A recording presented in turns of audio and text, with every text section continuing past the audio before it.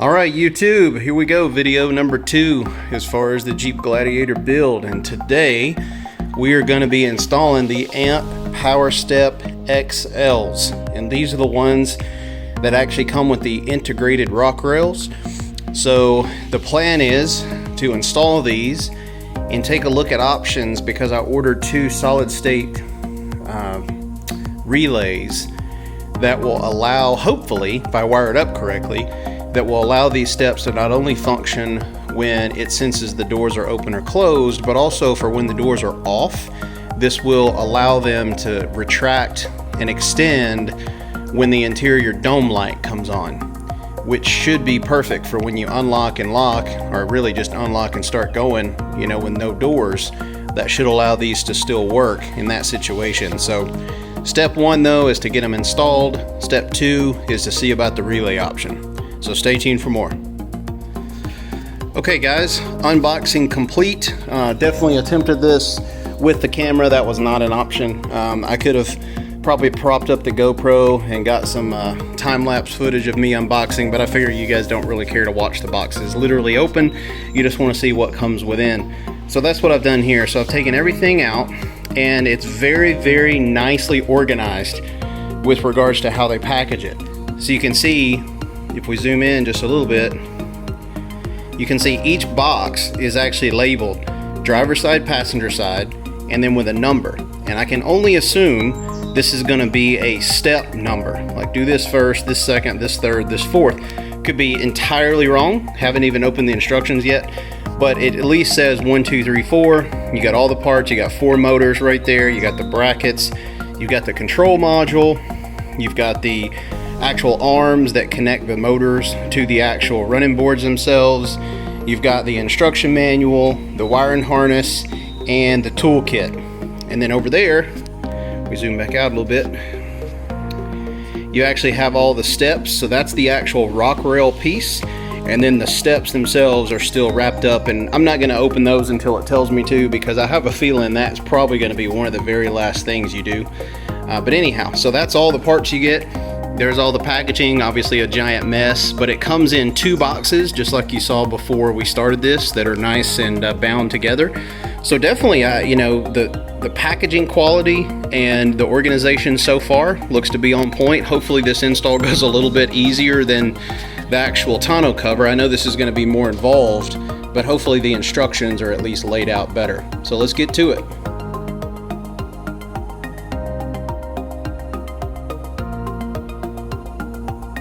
What's up guys, I just wanted to do a real quick check-in as the project progresses, just to show you the difference between a proper set of instructions versus the garbage that Back Industries included with their tonneau cover.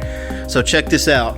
Not only do you get pictures of exactly what everything is, and I've got everything laid out ready to roll, when you get to the actual instruction step, literally right here, just like I was saying the other night in the other video, use provided button head bolts, number 9, and washers, 17. Well, if we go back here, there's the button head bolt, there's the washer. How simple is that? I mean, every instruction should be that simple so you can follow along.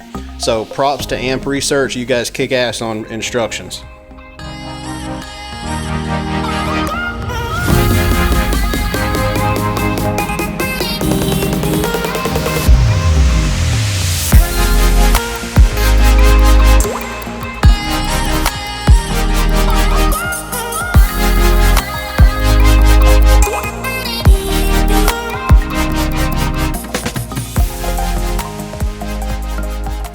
Okay guys, got to take a little break to eat lunch. Let me update you where we're at.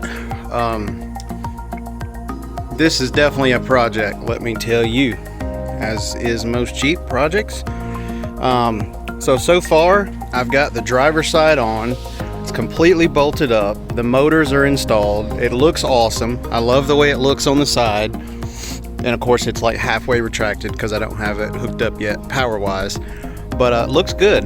And little trial and error, and even though the directions were very thorough, I had a little bit of trouble deciphering some of the images with regards to, is this image taken from underneath looking forward, looking backwards?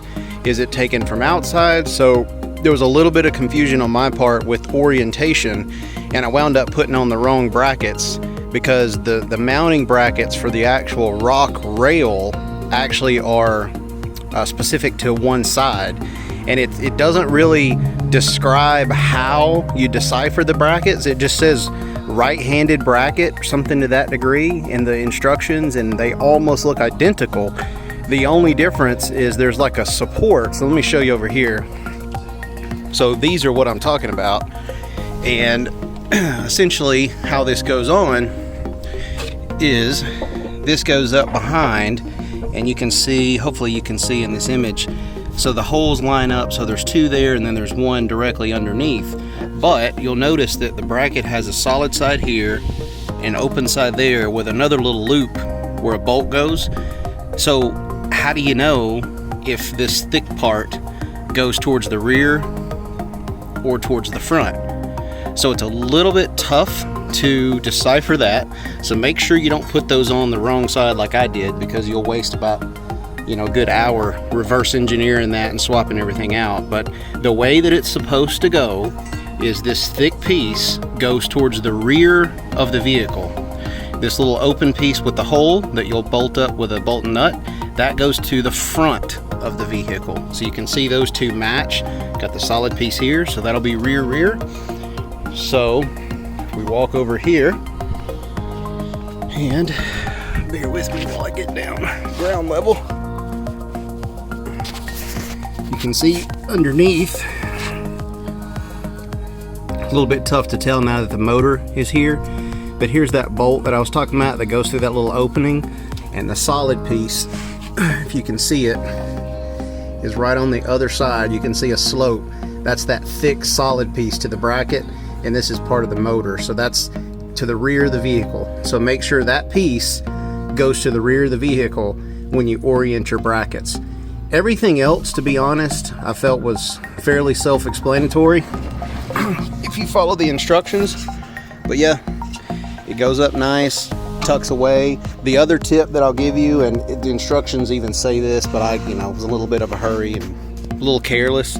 Make sure on these steps there's 4 bolts, 2 up front, 2 in the back, that secure them to the little hanger. Make sure you line this step up front to back, because if you don't, it won't close. So you have to make sure that this is lined up and the rear is lined up, or else you're going to be in a situation where you tighten everything down and it won't close. And I will tell you, the reason you see that rubber mallet over there, for some reason, once you tighten those down the first time, the way the little support bracket is, it's almost got like a hook and a hanger with teeth that seat into place very firmly, which is a great mounting design unless you have to make adjustments. So literally, I took all 4 bolts out and still couldn't get that step back off the bracket. Now, I'm sure if I beat on it enough from underneath going up, I could have popped it off, but I finally got it loose enough where I just took the rubber mallet at the rear, because the rear, it's got a little plastic cover, so no damage. Obviously don't use a regular hammer, but rubber mallet was fine, and tapped it forward until I got it lined up. So just a couple quick tips. I'm to the point now where I've got this one completely done as far as installation, no wiring.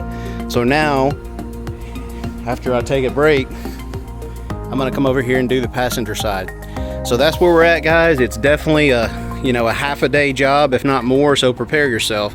It's not a quick installation. Stay tuned.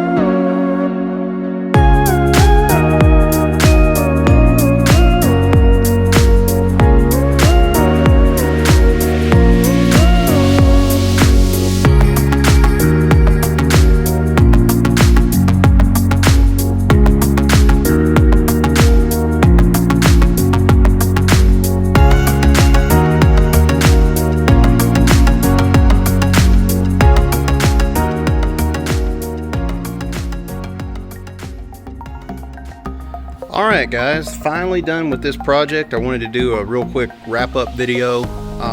Holy that was super involved. Literally started working on this at 11 a.m. yesterday on Saturday and did not finish until probably 10 o'clock at night. So it was a very, very thorough and lengthy install job. A couple things I learned along the way that I'll be sure to recap for you guys in this video. The brackets, and I mentioned this in earlier footage, the brackets are specific to one side of the vehicle. So you have right side brackets and you have left side, so driver, passenger.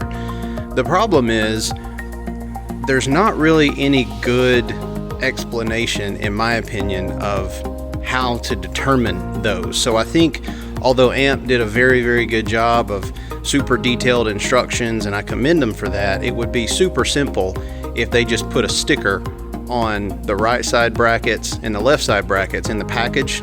Literally just a little sticker, driver side, passenger side, make things 1000% easier. So because of that, I literally installed the driver side rail with the wrong brackets and had to start over, take it off. And once I figured that out, I got it all done. It's a step-by-step process you have to go through. You have to bolt on the brackets, then you have to bolt on the rails, then you have to bolt on the supports, then you have to bolt on the actual steps. And when you're finally done with all that, then comes the fun part, which is wiring. Wiring was fun. There was a little bit of trial and error with which wires to tap into. So there was 3 different plugs that you have to remove and then locate the color-coded wire.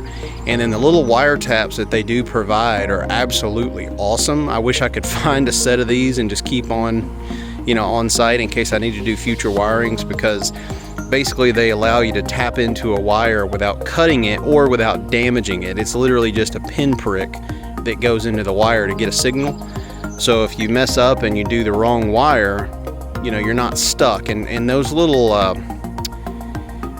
I don't know what you call them, those little blue and red things that you splice wires together with. The problem with those is, you've got that metal piece that you're crimping down over the wire. So if you screw up with those, it's a lot harder to get those off without damaging the original wire. So that's why I definitely love these.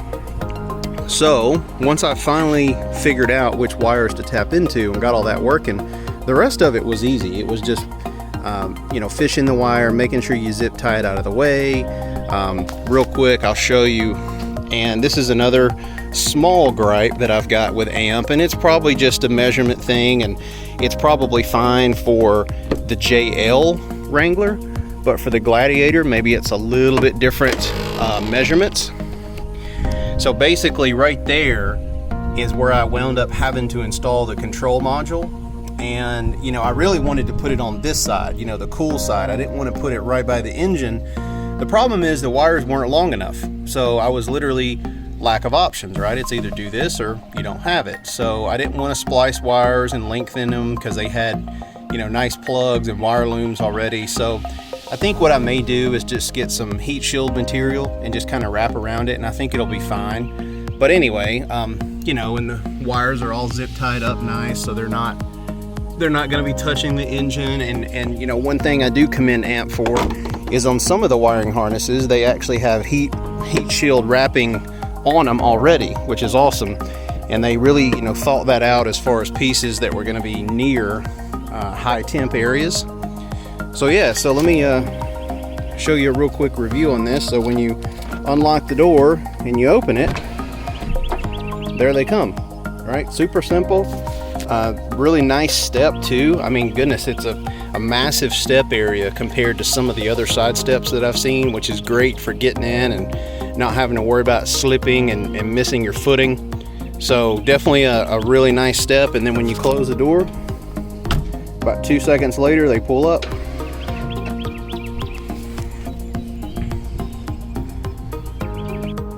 So yeah, so I really love the way they look on the side, especially when they're all tucked out of the way. I think they really look nice on the vehicle. Definitely impressed with the appearance. I'm impressed with the build quality. All in all, I mean, I think they look fantastic on the Jeep. So I would definitely recommend these to people who need a little bit lower of a step point. And obviously right now, I mean, the Gladiator stock, right? You don't need these to get into a stock Gladiator. But once I go and lift it 4.5 inches and put 39s on there, these are going to be nice to be able to get into the vehicle. So real sturdy, you know. I'm 240 pounds stepping on them. They're good. So yep, and they also have really nice little lights, almost like puddle lights, for at night when you're getting into the vehicle. They shine down on the step itself so you can, you know, see where it is and get your footing. But all in all, definitely impressed, highly recommended. Couple little nuances that I had to learn the hard way, but at the end of the day, they serve their purpose and they're going to give me a nice step location for once I jack this thing up. Thank you so much for watching, and as always, if you haven't already, make sure to like this video if you enjoyed it, subscribe to the channel, hit the notification bell so you'll be notified when I post future videos. Thanks for tuning in and have a fantastic day. Until next time.